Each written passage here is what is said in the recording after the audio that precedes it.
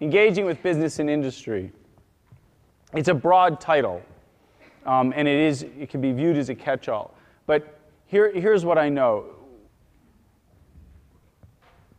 People look, if you're an academic and you sit in what is essentially, if you'll excuse the expression, a semi-cloistered environment. It's such a nice phrase, it doesn't feel that way anymore, does it?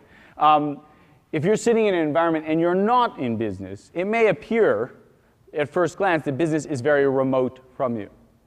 Well, the good news is it's not. The bad news is it doesn't have to be very far away to feel very far away.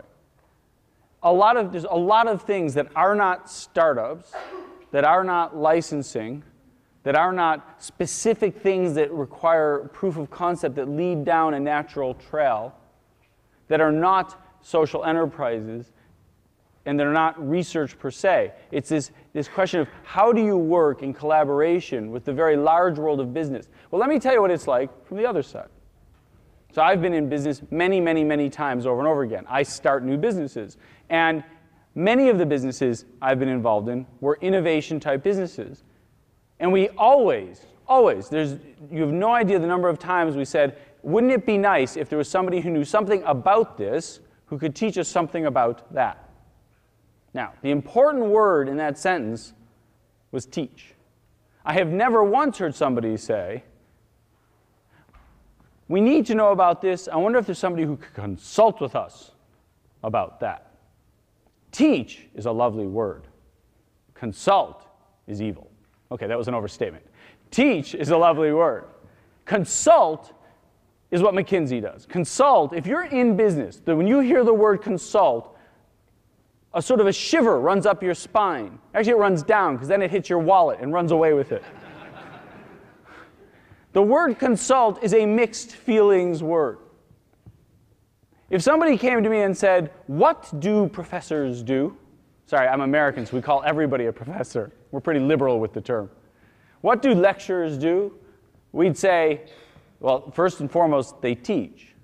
And second, and not necessarily in this order, but the two things that one thinks of when one thinks of somebody in an academic's position is that you teach and you do research. That is largely what we think. Well, guess what? What do? You teach and you do research. It's not completely off-brand. Where in your mission statement does it say, as though an academic has a mission statement, where in your sort of core sets of competencies when you wake up in the morning and go, whoa, I consult? You don't. And in fact, there's a lot of pretty harsh comments made about consulting, like, it's what you do when you can't get a job. It's what you do when you can't do. Actually, some people say that about teaching, unfortunately. The reason I bring it up is because words have a great deal of importance in this area. And if you're going to talk about the collaboration between business and industry, and we're going to bring it down from a very remote thing, university-wide activities or country-wide activities, down to an individual in a place at a time, which is what I'm interested in. How does one individual wake up one morning and say, I am now going to collaborate with all business and industry? Somewhat of a megalomaniacal comment if you think about it. I would assert you can. I can show you how others do, and I can show how people I've had to reach into universities to find that person, and sometimes, when they've been quite enterprising, they've reached out and found me. And it's that engagement, it's down to the individual that I'm interested in.